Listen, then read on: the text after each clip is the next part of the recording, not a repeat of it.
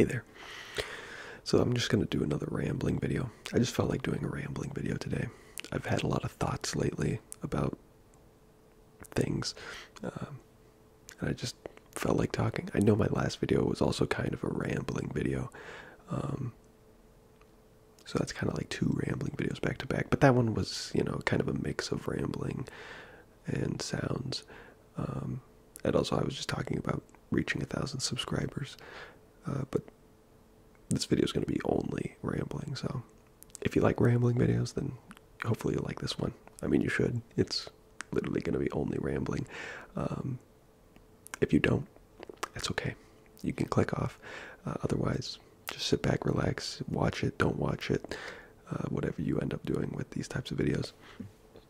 I imagine a lot of people will probably just have it playing in the background as just like background noise. I gotta be careful, I don't want to hit the microphone. Yeah, but whatever. It's kind of like a podcast, I guess, in a way. I'm not a huge podcast listener, personally. I feel like the only podcasts I ever got into were the ones where there's like more going on than just people talking to each other. So it's like a lot less of a podcast. I don't know.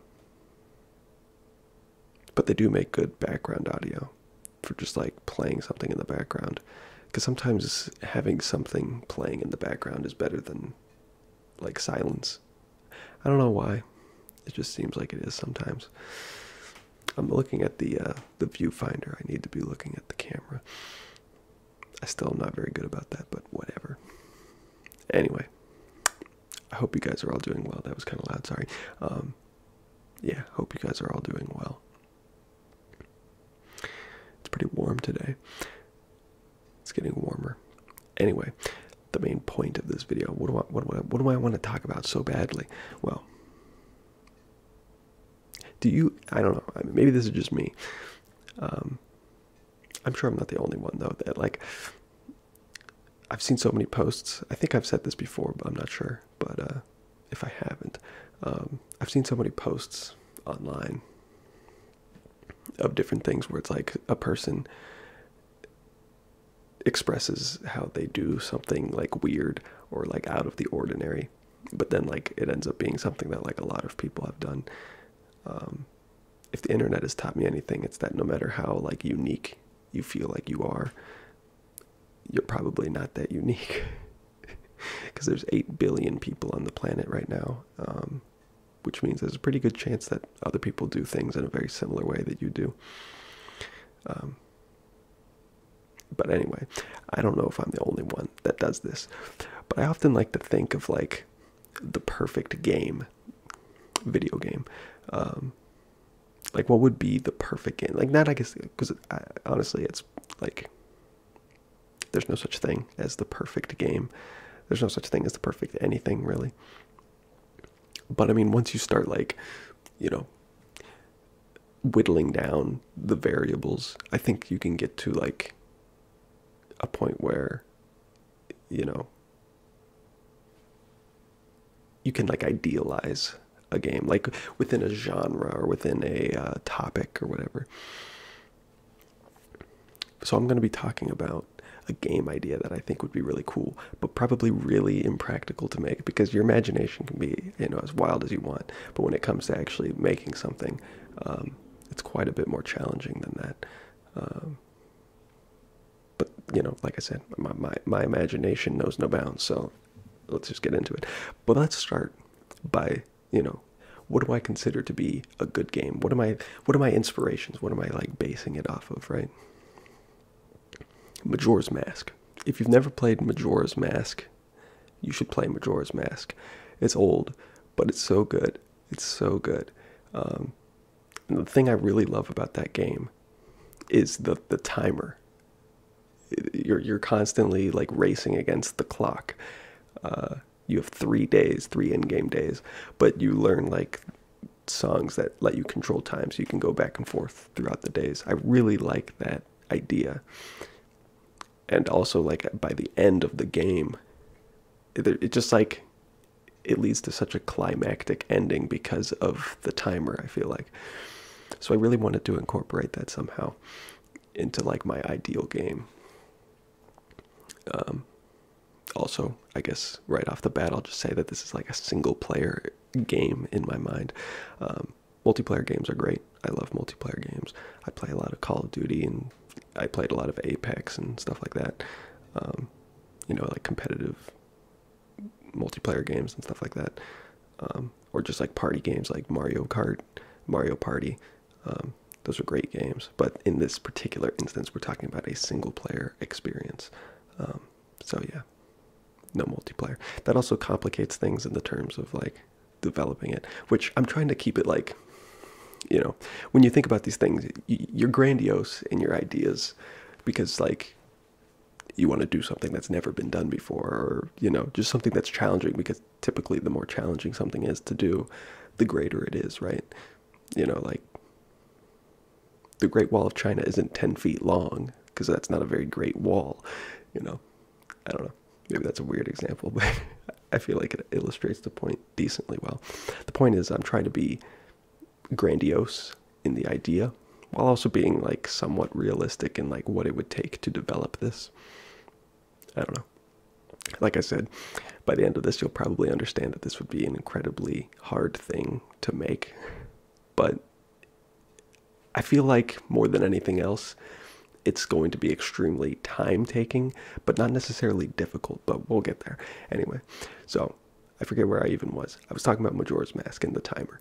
I really like that idea, and I wanted to incorporate it into the game. So the entire game is like based around this premise that the player only has a little bit of time left. They have a limited amount of time in the game. Originally, I was going to have it be a week because I didn't want to mimic Majora's Mask too much. But just based on what the game is in my mind and what it would take to make it, I think you would have to limit it to 3 days probably. So it would be a lot closer to Majora's Mask, but not necessarily intentionally, but just because, like I said, we'll get there. Anyway, so what is the game? Let's just lay down the premise, right? Okay, so I was thinking, it's like a post-apocalyptic type thing. I mean, that's been done a billion times. But it just kind of works with the time limit, right? Like a limited amount of time left. With Majora's Mask, it was the moon falling into Earth. Well, I don't think they're on Earth, but the moon was falling, and it was going to blow up the entire planet or whatever. In my game, I'm thinking something in the realm of like climate change potentially. I really liked in The Division, the first one, how everything was covered in snow. It was like a very urban but snowy environment, and there were blizzards and everything that looked really cool. I would be interested in something like that. I know climate change is generally, thought of as being global warming, which isn't really lend itself to being cold, but it doesn't really matter. It doesn't need to be that realistic, right? And you could do something like The Day After Tomorrow, where it's like global warming leads to just like global temperature shifts. I forget how because in that movie it's all about the world like freezing over. So I forget how they reason that, but it's like global warming led to like the planet freezing. I don't know.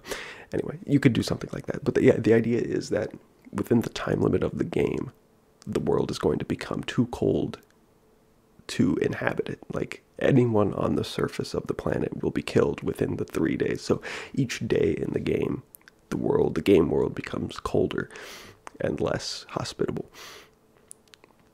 I don't know. I'm not really doing any like left and right movements here, but hopefully that's not a big deal. Like I said, if you're just kind of listening to this in the background, it's probably not a big deal. But anyway, that's the premise. You play as a survivor as the world becomes too cold to live in. That's the theme. That's the setting. All right, what are the goals? Like, what is the motivation to play the game, right? Because there has to be some goal. Otherwise, if it's just a futile experience where you just interact with the world, I mean, that could be interesting, but probably lackluster. So there has to be some kind of driving force, something to attain, some goal. So I was thinking, well, originally I was going to have it to where you have a family that you have to like care for. But then I was thinking about it. I was like, I probably shouldn't have kids in the game because if you have kids that can be like killed potentially, I think that like gives you a really bad rating. It would be really hard to sell. So we're not going to put kids in the game. So I guess it would just be like your wife or your spouse. You know, in an ideal world, I guess it would, you could like customize your character and your spouse and do whatever you wanted. But if this was like an indie development game, like if I was making it and I just didn't have the time to do like everything, I would just make it a girl. And so you can either play as a straight man or a gay woman. Those are your options. But anyway, that's not really that important. The idea is that you have a spouse and you're trying to protect them. So that's kind of like your loose goal number one, is you're trying to protect them. The loose goal number two is at some point throughout the game, you discover that there's like an underground bunker in this city that has like this special access code. So you have to find the code and get to the bunker. And that's like winning the game, right? That is like, you've won the game. But here's what I'm thinking. So the idea is you have 3 days, right? So what happens at the end of the 3 days if you haven't accomplished your goal? Well, then you reset back to day one, right? And you would start back over. But here's the thing, like, all of the events of each day are pre-scripted, meaning that everything that's going to happen, it happens exactly the same way for every player that plays the game. Everything happens exactly the way it's supposed to happen. But as soon as you I'm doing a bad job of explaining this, I guess. What I'm imagining is if the player was not a part of the game, if the player just didn't interact with the game world at all, the world would exist in this game the way that it does. So there's like a baseline script of what happens on each day without the player getting involved. But when you throw the player into the game and they interact with the world, they have the potential to change the events of what happens on any particular day. And then the things that the player ends up doing would have ramifications down the line. That's what I'm imagining. So by the third day, the world could be very different depending on the things that you did on the days before. And then when the reset happens, you start back over and everything is exactly the same that it would have been on day one had you not done anything, right? So the idea is that you're like constantly prodding the world to see what changes you make impact what down the line. And so like if you do this thing, if you do variable A, on this day, then that leads to consequence B or consequence A, I guess. And then but there's like 100 different things you can do on any particular day. That's where really the challenge of it is. And the reason why I said it would probably need to be 3 days rather than 7, because, depending on how many variables you have on day one and how many different ways you can interact with those variables, day 2 is going to have potentially hundreds of outcomes, and every day after that is going to have exponentially more outcomes. So the more days you have, it just becomes exponentially more work to script all of those outcomes. But because it probably sounds very similar to games like Detroit Become Human and those, I don't know the studio that makes those. I don't think it's Naughty Dog, but it's it probably sounds pretty similar to those games where you make choices and those choices branch off into other choices and then you get a certain ending to the game. That's not really what I'm imagining here. I mean, it's similar but not exactly similar, because in those games the player is forced into certain decisions. And the player is very consciously aware that they are making a decision in that moment when the game prompts them to make a decision. And they understand that that decision they make will lead to branching paths and different endings down the line. In this game that I'm imagining, it's more of the player is just prompted to interact with the world, to try to survive and do whatever. And they don't realize they're making decisions until the next day when they come into contact with the consequences of the actions they made on the previous day, and then slowly over time the player will become accustomed to, oh, my actions actually are heavily impacting the game and what happens on any particular day. That's the idea. So it's more of like a loose, like, I feel like with Detroit Become Human, it's very strict. It's this option, you have 4 options, and that's it. I'm thinking more loosely, like, it's essentially the same thing, I guess, in the grand scheme, but it's presented in a much more dynamic way, I guess, in a much more like player-driven way, because the main way you would be able to interact with the world and see things change is by interacting with other characters in the world, the NPCs, right? And so, just an arbitrary number off the top of my head, say there's 50 NPCs in the game world, right? So on day 1, you can interact with any number of them. You probably wouldn't be able to interact with all of them, but just for sake of argument, let's say you could interact with all of them, you could interact with none of them, you could interact with half of them. You know, the ability to interact with them is up to the player, and which ones the player interacts with is up to them, and how the interaction goes is also up to them. You know, you could present yourself in a friendly manner, you could present yourself in a neutral manner, you could ignore them entirely, you could kill them potentially. If you've watched the Corridor Digital, this is a really old video, but they made a video called Clock Blockers. It's a funny title. But that's kind of like the premise by which I'm imagining the game operating on, where it's like I said, the game exists in a state where if the player does not exist, this is how it happens. You could think of that as that's like script 0. Script 0 is the game as it would occur if the player didn't interact with the world at all. So whatever was going to happen is going to happen in that way. But as soon as you let the player loose in the game world and allow them to interact with it, suddenly they can start changing things. But, you know, if 2 NPCs were going to interact with each other on day 2, but on day 1, the player kills one of those NPCs, well then on day 2, those 2 NPCs are not going to be able to interact because one of them is dead. It's kind of like Clock Blockers in the sense that, like, in that video, the characters are all, they always do the same thing every time, and it's not really until the 2 like actual characters start interacting with the world that they actually start to mess things up and change things. That's kind of the idea that I'm thinking of here.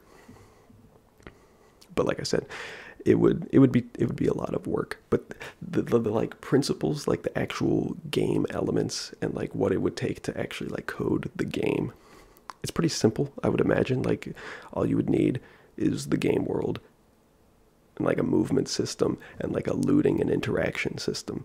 But those are all like fairly basic things. Other than that, you're not going to need anything like particularly like robust or groundbreaking. The hard part of it and the time-taking part of it would just, the time-consuming part, I guess I should say, it would just be making all of the scripts. So say you have 50 NPCs that can be interacted with in any particular way. Say there's 4 outcomes or so. You could ignore the NPC. The player has the ability to ignore the NPC. They could friendly interact with the NPC, like negatively impact the NPC, or like just kill the NPC, I guess. So that's like 4 different outcomes with each NPC. And then, so on the second day, there would be potentially like 200 different outcomes. And then for the third day, it would be 800. So like total, I don't know, you're thinking like maybe 1,000 or so different like scripts that you would have to make. It would take a lot of time. But like I said, it wouldn't be necessarily challenging. It would just be very time consuming. But it would be really interesting, I feel like, to have a game that like heavily, because like that's been a selling point of other games. Like I remember specifically The Witcher 3 was marketed. One of like the big selling points was that like your actions very much impact the game world, right? So like you kill this monster in this place, and then like a few missions later in the game, you know, there's like a town that was built there because now there's not a monster there or something, you know. I didn't really play that game too much. I wasn't a huge fan of it, but still, the idea is there where it's like, I feel like that would be an interesting concept of a game where that's like the main focus. The main focus is, you know, interacting with the world and then seeing the consequences of your actions, whether they're good or bad. And see, I feel like one of the things that's the downside of that kind of mechanic, where it's like with Detroit Become Human, it's like, you know, it can be daunting to make a decision because you don't want to like mess up the game. But with this particular game idea, if you haven't accomplished the main goal of the game, which is to protect your wife and then get to the bunker, you'll just reset to the first day, and then you can do everything over again. You can do it the same, you can change few variables, or you can do something completely different. I think that's kind of like the saving grace, right? Is where it's like, you kind of get the lasting ramifications of your actions, but then every 3 days, you know, you get to retry in like a more natural way. As for like why you get to retry every 3 days, I was thinking like what would make sense. And this also kind of pulls from Majora's Mask, where people have said that like in Majora's Mask, Link is actually dead, and he's like, that's why he's able to control time, and it just kind of, there's other thematic elements in that game that lead to the idea that he's dead. But in my game, I was thinking the game could start with you like losing your wife. So like she gets kidnapped and like you try to save her, like in the moment, like something bad goes wrong, like with a gang or something, like other survivors find you and they steal your wife, and then they leave you for dead. Like maybe they shoot you or something and they leave you for dead. That's like the intro to the game. And then the game starts on day one at the start with you like coming back to like consciousness after they attacked you. And so you have nothing, your wife is gone, and you're alive in this world with 3 days left to live. And so that's the restart point after every 3 days. Kind of leading to the idea that like technically the whole game is just happening within this guy's like dying consciousness, and that none of it's actually real. That was one of the like elements that I thought would make the most sense as to why he would get to reset every 3 days. It also just makes for like a clean reset point, because like otherwise where would you reset? So that's what I was thinking. Also to make the game more interesting, more fun, other than just knowing what's going to happen depending on the certain actions that you choose to do on any given day. One of the benefits of restarting could be that you maintain like skill unlocks, like, I don't know, like the Far Cry system. If you've ever played any of those games, there's like usually a skill tree. The only one I ever played was Far Cry 3, but in that game, like you had skill unlocks that they would make you a more powerful character. So in my game, this idea, I'm thinking, so you would have like your material items that you gain over the 3 days, whether they be like guns or food or whatever. You would lose those upon the reset, but any of the skills you unlocked, you would maintain, meaning that you still manage to become like more powerful every time, every reset, even potentially to the point where like certain things become unlockable on day one that wouldn't have been unlockable if you didn't have those certain skills. So say there's some interaction that you need a specific skill to get to, you know, that you wouldn't have had on the very first day, but on day, like on your first day, maybe you've unlocked this skill that allows you to do this thing that has another interaction that, you know, could lead to whatever. But that's the idea. That was that's what I'm working with. That's in my mind. That's like a pretty ideal single player experience. I think it'd be pretty interesting. But yeah, so the two main goals, because like I said, I feel like you still need to have main goals. And the other thing with having your wife be kidnapped is it gives like a bad guy, like an antagonist. Because I guess without that story element, the antagonist is just the weather, I guess, which isn't terrible, but you can't beat the weather, you can't kill the weather, right? So it's like, I think the antagonist needs to be something that's beatable, so that there's that satisfaction with the player, like you overcame some hardship, right? Something like that. So your wife gets kidnapped, and so your main objective when you first start the game is you have to find your wife. She could be anywhere in the city. She's always in the same place. So like if you've already played through the game like once before, like you've beat the game once before, then you know where she is. Because like I said, everything is scripted. That's the whole like idea, is like the game feels very open-ended, very dynamic, but actually it's all extremely scripted. And what your actions just trigger certain things to happen on the next days. And that's another thing. Each day is like self-contained, meaning that like, you know, it's not like a dynamic, like you end the day, right? And then you wake up on the next day. You don't just like keep, it's not like most games where your character never sleeps, right? Like you have to come back to like your home base or whatever, and you have to like sleep, and then you start the next day, and the next day is like a completely new world essentially. It looks almost identical, but it will have key differences depending on the things that you triggered to happen on the first day. So I feel like that would make it a little bit easier. It's not just like a completely seamless open world, right? Where things have to happen like at a certain interval. There's like a hard cut between the days. So like day one happens and you do thing number A, B, C, you know, whatever.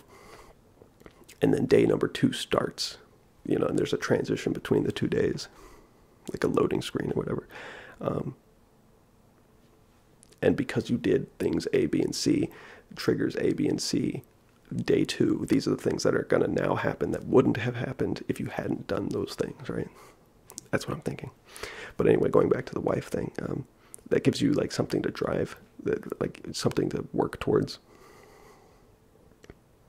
And people like, you know, having like character motivations and whatnot. But yeah, that's what I'm thinking. That's what's been on my mind lately. But as for like, because, you know, I don't want the player to just have, I want it to be more like loose, more open-ended, while still, because like I said earlier, it's all very scripted, but it feels like it isn't scripted. That's like the main goal, right? So I don't want the player to just have like a checklist of objectives that's just like, okay, I got to do this, and then I got to do this. And like, no, I want the player to feel motivated to do certain things just naturally. And maybe potentially like they just kind of forget, right, that their wife even exists, because it could take potentially dozens of repetitions of the 3 days before they even find him for the first time. So by that point they may have forgotten that that's even like one of the motivations of the character. I don't know. A lot of the specifics of how you would implement these game elements are fairly arbitrary. You could do it in any one of a dozen or so ways.